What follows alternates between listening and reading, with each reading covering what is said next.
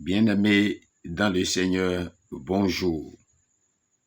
Rendons tout simplement grâce à Dieu Tout-Puissant qui nous prête vie et qui a permis que nous nous retrouvions pour cette 359e publication. Celle-ci, bien-aimée, coïncide avec les obsèques du Père spirituel des églises des chérubins et séraphins, Couton Emmanuel Noël, premier responsable des églises des chérubins et séraphins qui partagent la langue française, et de son épouse, surintendant mais apostolique Béatrice Loco, que le Seigneur a voulu rappeler afin qu'ils se reposent en paix, car ils sont morts dans le Seigneur Jésus-Christ et seront éternellement vivants avec Christ Jésus dès son avènement. Donc tout simplement, ils sont dans leur repos en attendant ce grand jour du Seigneur, le retour de notre Seigneur Jésus-Christ. C'est pourquoi ce thème est aussi important que bien d'autres. Il est bien intitulé « Les signes des derniers temps » pour permettre à nous qui sommes encore en vie sur terre, nous qui avons encore le souffle en nous, de savoir distinguer les moments du Seigneur dès que ces signes-là commenceront par apparaître. Nous devons savoir que les temps sont accomplis. Donc, bien-aimés dans le Seigneur, l'Esprit Saint nous permet de vous livrer ce qui suit. Ne dites pas que c'est long. Il est important de le savoir. Et l'Esprit de Dieu nous a permis de vous retrouver avec ce thème que je m'en vais vous présenter. Et je commencerai d'abord par son explication, l'explication des signes des temps avant d'aborder les commentaires des deux textes, celui de Malachie, chapitre 4, versets 1 à 2, et de l'évangile de Jésus-Christ selon Luc, chapitre 21, versets 5 à 19. Je vous invite à suivre attentivement afin d'en tirer leçon pour votre vie, pour votre bonheur, car Jésus revient bientôt. Et je suis convaincu que vous qui me suivez, vous qui appliquez ces enseignements, nous serons ensemble avec lui pour l'éternité. Dans le nom puissant de Jésus-Christ, j'ai fait cette prière. Amen. Bien-aimés de l'explication, qu'est-ce que nous pouvons retenir de ce thème, les signes des derniers temps? Qu'entend-on exactement par le temps de la fin? Quand surviendra-t-il? Vivons-nous au temps de la fin? Est-il possible de le savoir? Ce sont là autant de questions qui nous permettront de mieux appréhender ce thème. Et je vous dis que ce sujet est présent à travers toute la Bible, de la Genèse à l'Apocalypse. Cela constitue un des principaux thèmes des Saintes Écritures, comme je vous l'avais annoncé. Il est important de comprendre ce qu'est le temps de la fin, sinon cela risque de causer une grande confusion, de l'incertitude et de l'angoisse. Mais une bonne compréhension biblique du sujet peut apporter réconfort et sérénité. Reportons-nous donc à la Bible pour savoir ce qu'elle révèle au sujet du temps de la fin. Parlant de la signification du thème « temps de la fin », je vous dirai qu'une brève vue d'ensemble du temps de la fin se trouve dans le livre de Daniel. À partir du verset 40 du chapitre 11, Dieu révèle à Daniel plusieurs des grands événements qui auront lieu au temps de la fin.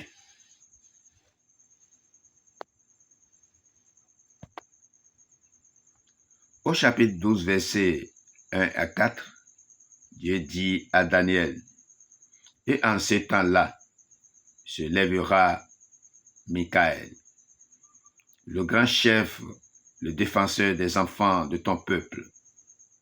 Et ce sera une époque de détresse, telle qui n'y en a point eu de semblable depuis que les nations existent jusqu'à cette époque.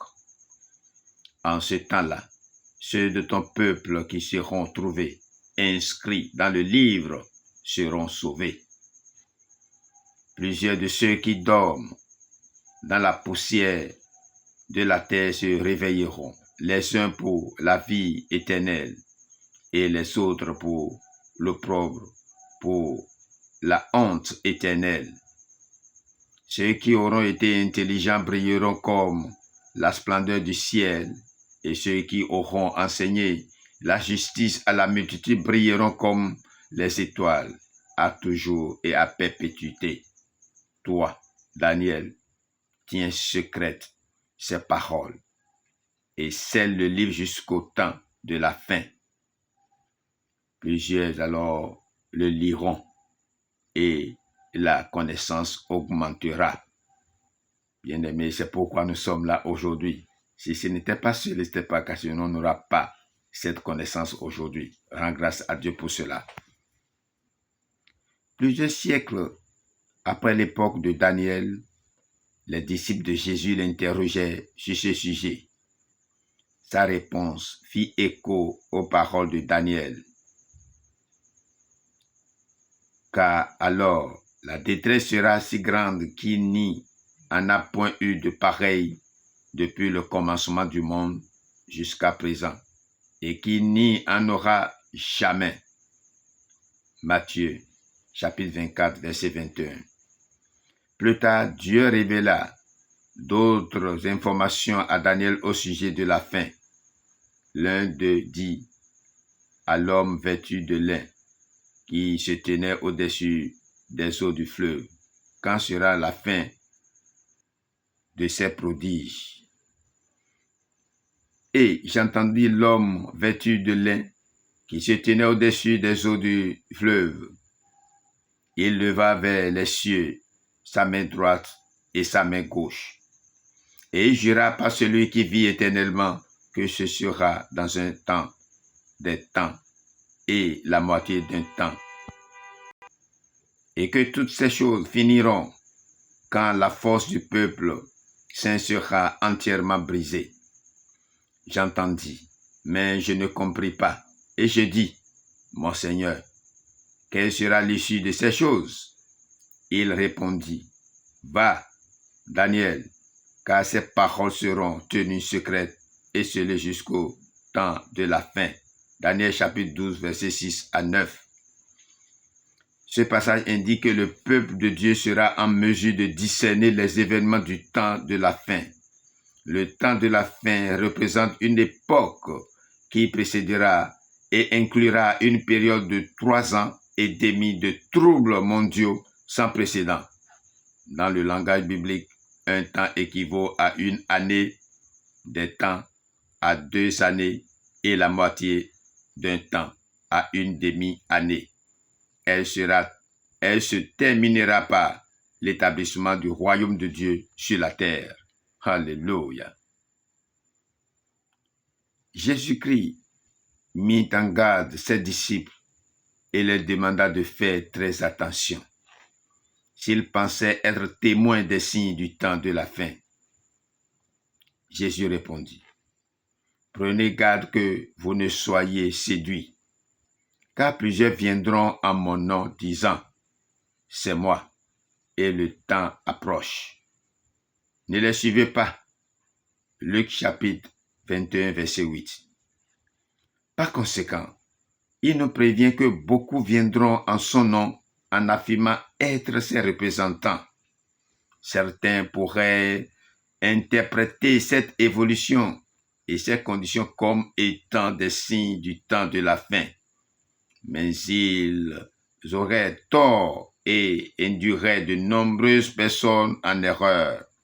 Ainsi, la simple présence de chefs religieux charismatiques, de guerre ou de catastrophe mondiale ne suffit pas pour confirmer du moins l'immense du temps de la fin. Je dis bien, la simple présence des chefs religieux charismatiques, de guerre ou de catastrophe mondiale ne suffit pas pour confirmer l'imminence du temps de la fin. Pour éviter de confondre les problèmes généraux du monde avec les événements réels du temps de la fin, la parole de Dieu énumère les circonstances et les conditions bien précises qui se produiront dans les derniers jours. Un événement incontestable du temps de la fin sera la domination future de Jérusalem par les païens. Jésus-Christ prophétisa que Jérusalem sera foulée aux pieds par les nations jusqu'à ce que le temps des nations soit accompli. Luc chapitre 21, verset 24. Dans Apocalypse chapitre 11, verset 1 à 2, on lit qu'un ange révèle à l'apôtre Jean la durée pendant laquelle les païens contrôleront la ville. Elles fouleront aux pieds la ville sainte pendant 42 mois, soit l'équivalent de 3 ans et demi, ce qui correspond bien au délai mentionné dans le livre de Daniel. Ce sera également une époque d'intense persécution envers le peuple de Dieu. Jésus mit en garde contre des conjonctures inquiétantes qu'il appela le commencement des douleurs. Matthieu chapitre 24, verset 8. Puis il dit, « Alors on vous livrera au tourment, et l'on vous fera mourir, et vous serez haïs de toutes les nations à cause de mon nom. Alors aussi plusieurs succomberont, et ils se trahiront, se haïront les uns les autres. Plusieurs faux prophètes s'élèveront, et ils séduiront beaucoup de gens. Et parce que l'iniquité se sera accrue, l'amour du plus grand nombre se refroidira. Mais celui qui persévérera jusqu'à la fin sera sauvé. » Matthieu chapitre 24, versets 9 à 13.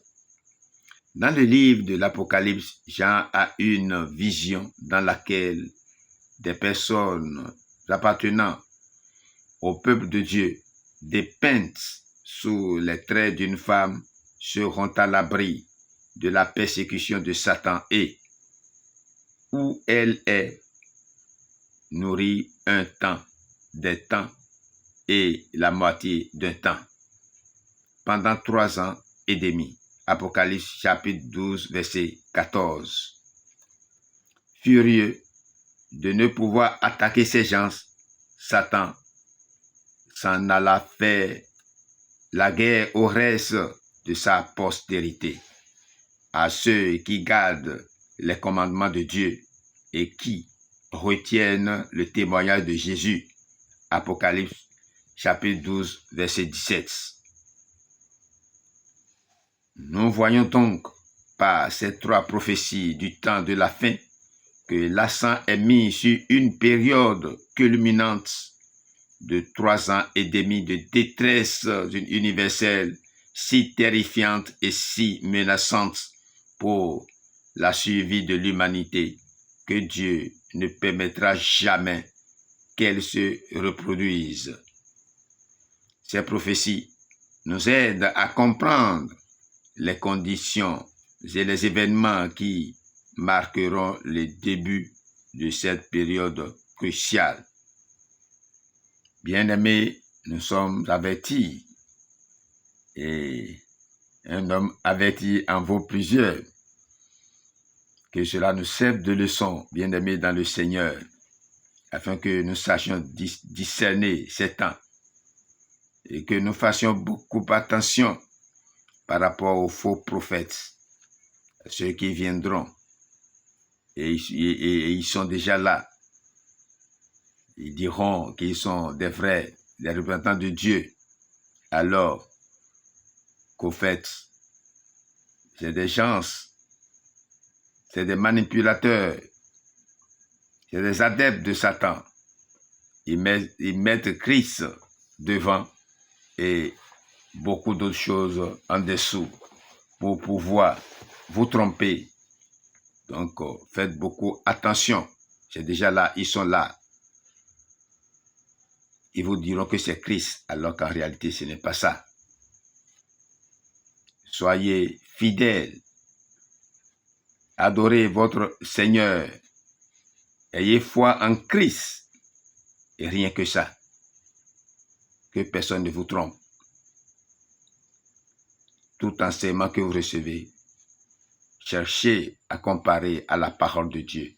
Et je cela cadre bien avec la parole de Dieu. Demandez à l'Esprit Saint de vous éclairer pour comprendre à fond le fondement de leur enseignement, le fondement de ce qu'ils ont, et vous aurez des informations, soit par rêve, par vision, par songe, par d'autres informations que le Seigneur donne pour comprendre ce qu'il y a réellement, ce qui est caché réellement derrière leur initiative. Puisse l'Esprit Saint vous aider à bien comprendre et à les maîtriser dans le nom de Jésus-Christ. Amen. Dans d'autres vidéos qui vont suivre, vous aurez les commentaires du livre de Malachie et de l'évangile de Jésus-Christ selon Luc. À tout à l'heure pour ces commentaires. Soyez bénis dans le nom de Jésus-Christ, votre fidèle serviteur Ngbo de Napo, Ignace des églises des chérubins, des séraphins. Pour finir cette explication, je vous invite, comme je l'avais annoncé en introduction, à venir massivement au stade Charles de Gaulle de Porto Novo pour rendre hommage à notre Père spirituel, Baba Aladoura, Noël Pesso Emmanuel Couton et son épouse, surintendant mais apostolique Béatrice Loco. La paix du Seigneur soit avec vous et repos éternel à ces âmes qui sont parties pour le repos éternel dans le Seigneur. Amen.